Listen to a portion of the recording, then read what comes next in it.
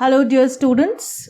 The poetries that you have in your syllabus are My Mother at 66, An Elementary School Classroom in Islam, Keeping Quiet, A Thing of Beauty, A Roadside Stand, and Aunt Jennifer's Tigers. So today we are going to start with My Mother at 66.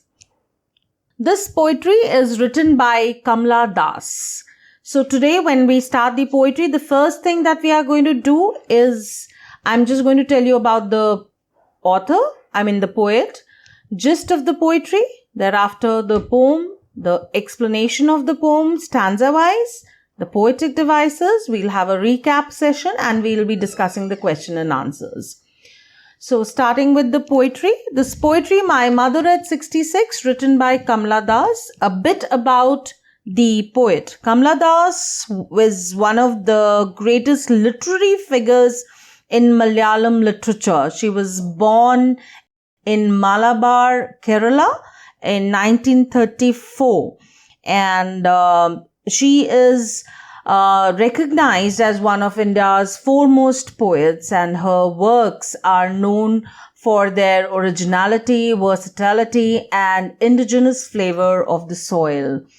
Kamala Das has published many novels and short stories in English and Malayalam under the name Madhiva Kutti. Some of her works in English are given here. They are Alphabet of Lust, a collection of short stories called Padmavati the Harlot and the Other Stories. And in addition, she has also written 5 books of poetry. She was a sensitive writer who captures the complex subtleties of human relationships in lyrical idiom, and this is one of the examples that the things that are explained in this basically means that she was a versatile writer. She's written novels as well as poetry, and basically the flavor of her surroundings was seen in her poetries as well as her novels. And one more thing, children, she was a controversial writer also, because she was considered a controversial writer.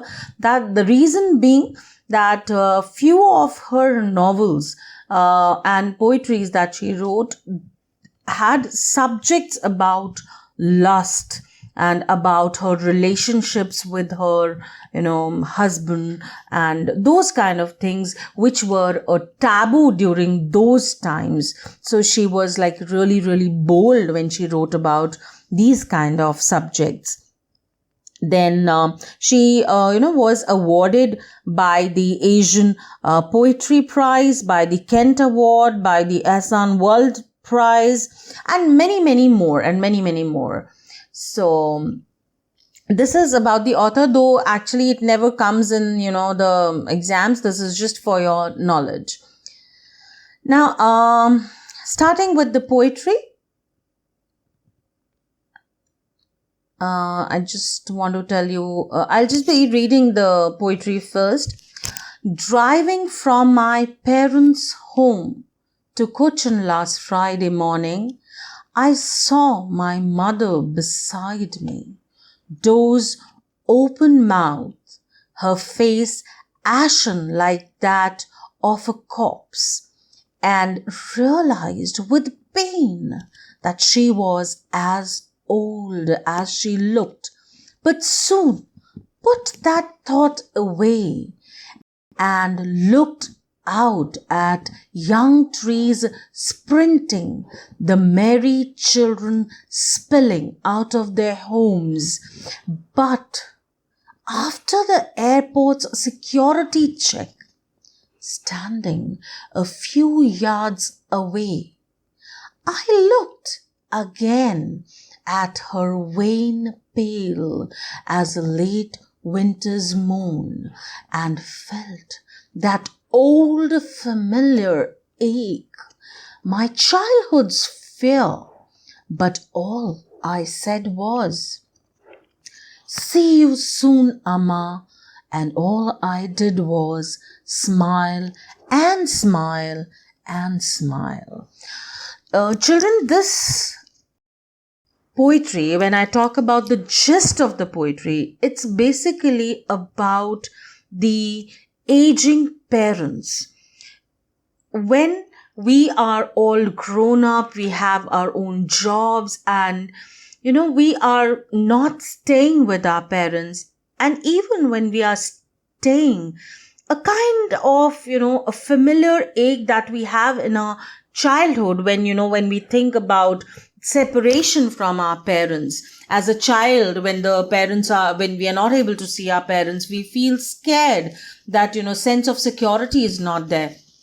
Similarly, when we grow up, there are few things that that really bother us. One is that the parents are aging, and one is the separation, the scare of separation due to death. So the theme of the poetry is basically advancing age of our parents. The mood is actually sad and anxious. So these are two things that you will witness when we do the explanation of the poetry. So let me just explain the poetry to you now. I'll be just going stanza wise, lines wise. As you can see that it's written in free verse, and the stanzas are not there. So let's see the first few lines.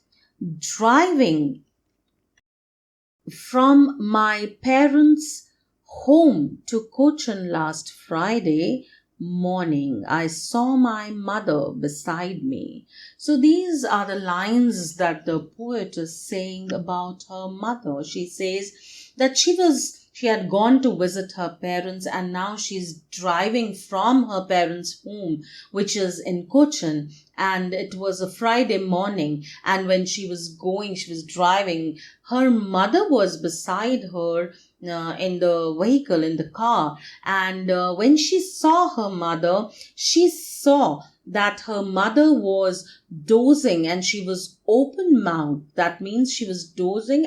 So she was sitting beside her. She was dozing, as in sleeping, and her mouth was open, like when old people sleep. Probably we say that they need more of oxygen while breathing. So her mouth was open, and her face was ashen like that of a corpse.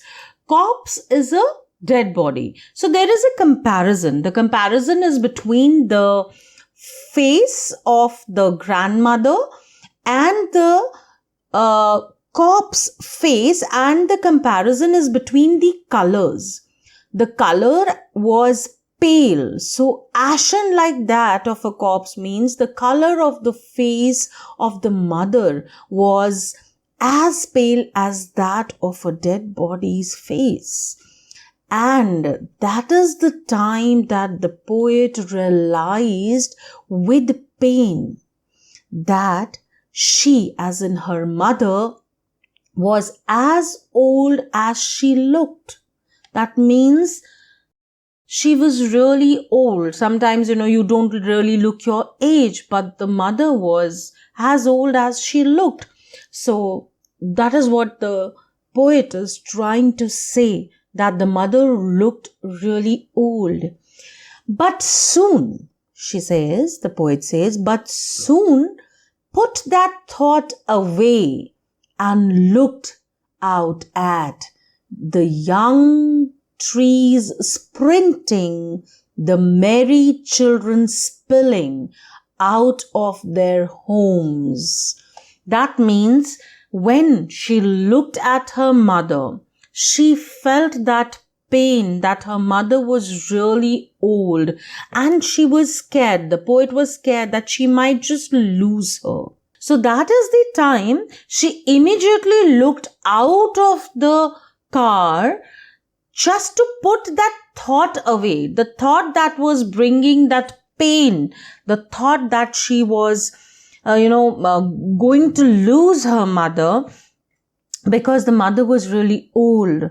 So she wanted to put that thought away, and that is the time she just looked out of the car, and what did she see? She saw the young trees sprinting and merry children spilling. These are the two things that she saw. So the poet is trying to show the contrast that inside the car it was the mother who was dozing off. She was looking very pale, like a corpse. And on the other hand, outside the car, she could see the trees that were sprinting and the children, merry children, as in the happy children. They were just moving out of their homes with full excitement. So that is what she actually saw outside the car. Now further, the poet says, but after the airport's security check, now they reached the airport, and after the security check at the airport, standing a few yards away, I looked again at her wan pale. Again, when after the security check, she came out probably to say her goodbye to her mother, she saw a few yards away the mother was standing, and she again, when she looked, she saw that her face was wan pale as a late winter's moon, and felt that old familiar ache. That means when she looked again at her, she saw her face, the mother's face, was wan and pale. Wan also means pale. Wane as in, when we say the waning moon, the waxing moon, the, moon when it's moving towards full moon, it's like the waxing moon. The new moon, it is called the waning moon. Waning and pale are synonyms. So when she looked at her mother's face was looking wan and pale. Now the comparison is done again. This time the comparison is done to a late winter's moon. It's done to a late winter's moon. And why a winter's moon now? Because, when otherwise, other than the winter season, when we see the moon, it's like really bright. But when we see it in the winters, it's like kind of covered with mist. It's not very, very clear. So that is how the face of the mother looked. It looked like a misty, not clear, pale moon, not the bright moon. So that's the reason it's been compared to a winter's moon, and not the other season's moon, let's say summer moon or, anything like that, but a winter's moon. So when she saw at her wan pale face, which was looking like a winter's moon, the comparison is again at the, the character traits are compared are the paleness, the not so clear face, not so vibrant face. So when she saw that face, she again had that familiar ache. And that ache that was familiar, why was it familiar? Because it was that same childhood's fear. So what was the childhood's fear? The childhood's fear was of the separation from her mother. When she was a child, she had the fear of separation from the mother, that, mother might, she was, as a child, she was scared that mother might not, just leave her and go, or, the normal child's fear. Like you would have seen, when a child is first time going to the school, the child, is scared and cries because, the child feels that he or she is being separated from the mother, that security is going away. So that's the reason the child cries. That's the fear of the child. So that is the fear the poet also had in her childhood. So that ache she could feel again. That is why the word familiar ache has been used. Now, this ache she was having now when she had really grown up and the mother was old. And this time, the separation was, or she thought that the separation would be because of her death. Because we know that, we have to lose our parents one day or the other, but we are not able to accept that fact. So this time when she had grown up, the ache was because, or the scare or the fear was because she was being separated from her mother again, and she might lose her or she might not see her again. So that was the familiar ache that she had. And when she had that fear, what did she do? She said, but all I said was, see you soon, Amma. All I did was smile, smile, and smile. Now, the poet has repeated this word smile. Just see, she says that all that she did was, she said, see you soon, Amma, because she wanted to leave on a positive note. She wanted to feel more secure, and she wanted to pacify herself that she is going to see her mother again. And she smiled and smiled and smiled because she wanted to forget that pain, wanted to forget that familiar ache. So this is what the poet is trying to say in the poetry, that when she was going, because this is, everyone faces this. Everyone faces in their lives. As we grow up, we have to work somewhere and we have to leave our, aging parents alone.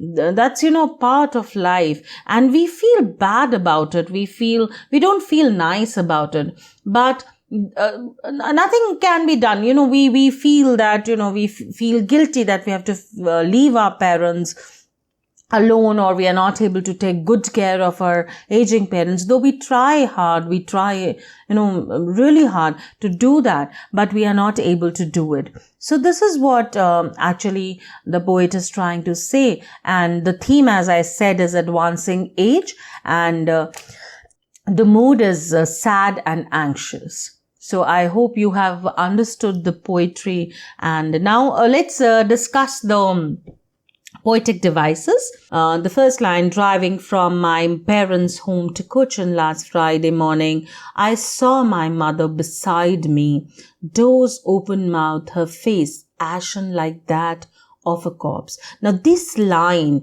ashen like that of a corpse, this means, there is a comparison, because we can see the word like being used, and there is a comparison between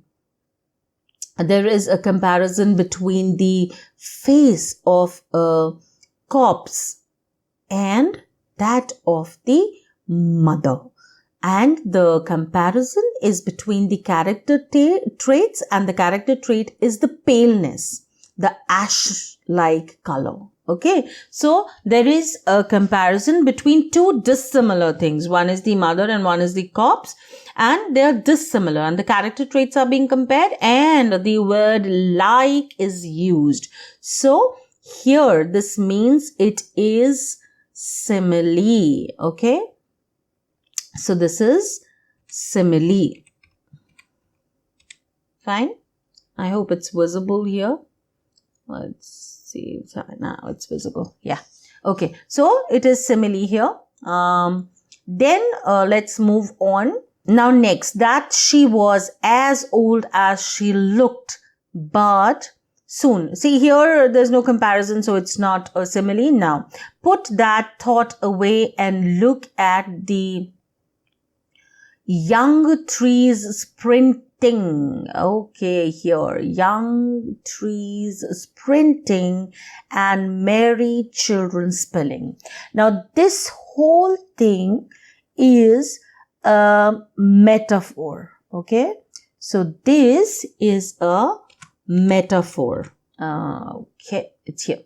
right? So this is a metaphor. Why? Now, metaphor is when, two dissimilar things are compared, but the comparison doesn't use the words as or like. So that is the time when we say it is a metaphor. So here, young trees sprinting and the merry children spilling, both of them are the metaphor because the comparison is being done to the of the energy in the trees sprinting by and the energy in the merry children spilling out of their homes. So there is a comparison between the young life and these young trees and the merry children. So the poet is trying to compare two dissimilar things. One is the life, the young life, the phase of life of the of a human being, which is the young age. So the young age has the energy, we are all energetic, and similarly the trees were moving past so fast because the car was moving. So it's the scientific thing that when the car moves fast, it seems that the trees are also running. Sprinting means running. And merry children means the children full of energy were coming out of their homes to play or to have fun or whatever. So that is why it is a metaphor here. The comparison of the character trait of energy of the young trees, the merry children, and the phase of life of the humans, that is the young age, you can say, okay, or the youth, you can say. So it's a metaphor. Now, another poetic device that you can see here is when I say young trees sprinting. That means it is personification. Okay. So this here, it's personification. And now there is one personification. Why? Okay. When a non-living thing, you can say, or something that's not human is has the character traits of, or the poet has given the character traits of human life. So that's called personifying. So here the trees are being personified. Why? The trees seem to be running, right? So trees are never running. The humans run. So that's why it is personification. Now there's one more poetic device in the same tree sprinting. It is called transferred epithet. Okay. So there's another that's called transferred epithet. We've done this in 11th also, transferred epithet in that poetry, a photograph that the poetry, terribly transient feat. So transferred epithet is an adjective, and that adjective is not only used for the noun that's given, it's used for a noun that's not mentioned also. So this is the adjective sprinting. Okay, so sprinting is used not only for the trees, it is being used for the life also. It is not only for the trees, but it is being used for the life also.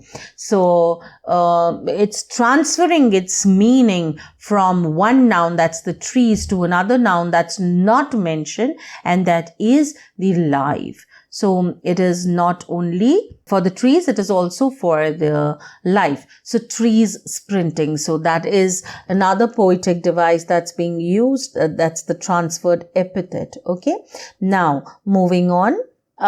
Here, just see in this line, standing a few yards away, I looked again at her wan pale.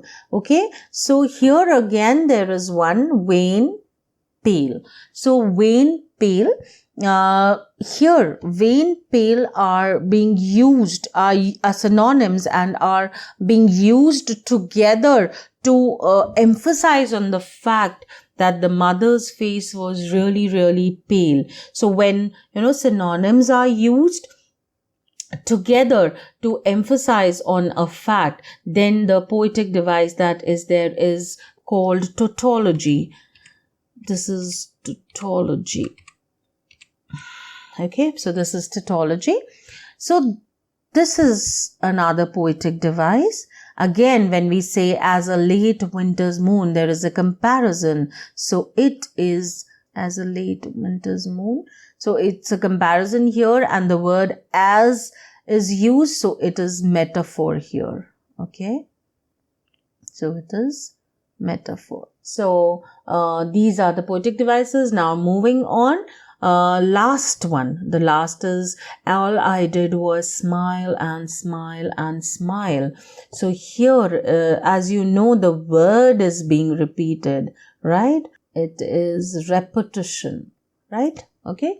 So these are the poetic devices. I hope you have understood all the poetic devices well.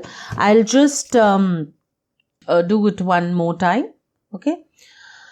In the beginning, it is here like ashen like that of a corpse. So it is, one is here. It's a simile here. Okay. So let's just for revision. It is simile, right? Then again, we move on. It is trees sprinting. So trees sprinting is personification and also transferred epithet. Okay. So here it is personification and transferred epithet. And then we have merry children spilling. Okay. So in fact, tree sprinting and merry children spilling, both we can consider as metaphor. Fine. So it's metaphor here. And then vein pale is tautology.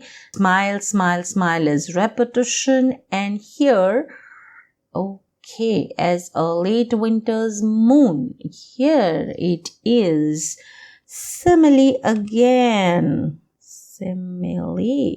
Okay. So this is repetition. Okay. So I hope you've really understood it well. So what you can do is now just go through it and, just try to understand it. If you have any doubts, you can just mail me asking the doubts. Okay. So we'll quickly discuss the question answers. Here the meanings are given of sprinting. They have given short, fast race, running. Wane is colorless, like I told you, pale or colorless. Okay. Now the first question is, what is the kind of pain and ache the poet feels? So the poet feels the familiar ache and pain, and that is of being separated from the mother. When as a child, it's the separation of losing her, and when she is grown up, the pain is actually of her death, the separation from her death. Okay. Second question is, why are the young trees described as sprinting? The young trees are described as sprinting. The scientific cause, car is moving really, really fast, and that's why the scientific reason is there that the trees seem to be running. Okay, so that is one thing. Now, other thing is, like, if we talk about the non-scientific thing, that why are the young trees described as sprinting? Because the poet wants to show the contrast between what is inside the car that she saw and what was outside the car. And she is just trying to compare. Okay, now the third question. Why has the poet brought in the image of merry children spilling out of their homes? She brought in that image because she wanted to forget about the ache or the pain that she had of not looking after her mother, or of losing her mother, her aging mother, not getting the opportunity to look after her mother. So that is why she just wanted to forget that, and she wanted to put that thought away, the scare of losing her mother. Why has the mother been compared to a late winter's moon? Like I said, because the winter's moon is not so bright, and her mother's face was not bright, it was dull. So that's why it has been compared to a late winter's moon. Okay. Now, what do the parting words of the poet and her smile signify? they signify that she's hopeful and she wishes that she wants to see her mother again. So that's the reason she said, all I said was, see you soon, Amma. Okay, she hoped to see her mother soon, and she used the word smile thrice because she just wanted to forget the pain that she had, or probably the guilt that she had of not being able to really look after her aging mother. So this is what the questions. I hope you have really understood it well. Now just see this part. Notice that the whole poem is in a single sentence punctuated by commas. It indicates a single thread of thought interspersed with observations of the real world around the way these are connected to the main idea. Now, this is a kind of, a poetic device that, or you can say, a figure of speech that a poet has used in this, just to signify that it is a single thought. And that poetic device, what is it called? It is called enjambment. This also you have learnt in 11th standard. Yes, enjambment means when the poet is writing, the sentences don't complete in one line. They don't make complete sense as one line. They complete their sense in the next line. There is a break. So that is called enjambment. For example, driving from my parents. Now, this is the first line, but it's not making complete sense. The sense becomes, you can understand the sentence when it comes to the next line. Driving from my parents home to Cochin last Friday. Then again, there's a break. I saw my mother break beside me. Doors open mouth, her face. It's not complete. What was her face? Ashen like that. Again, there is a break. So there is a break. So this is called enjambment. Okay. So this is where we end the poetry. And this is written by Kamala Das. I told you about the author. It's not really going to come in the exams, but still it was just for your knowledge. And like you see here, then a nice, illustrations. That's the mother, that's the poet, and this is like she was flying off. So that is what it is. She was going by the flight, and here we finish. So we have finished this. Just to recap quickly, we have finished the understanding about the author. We have finished the gist of the poetry, discussed the poetry, explanation has been done, the poetic devices have been discussed, recap has been done, and question and answers are discussed. So this is where we end the lesson. So I hope you have understood well. So just read the poetry, try to understand it, and if any doubts, you're free to mail to me. Thank you so much. Have a good day.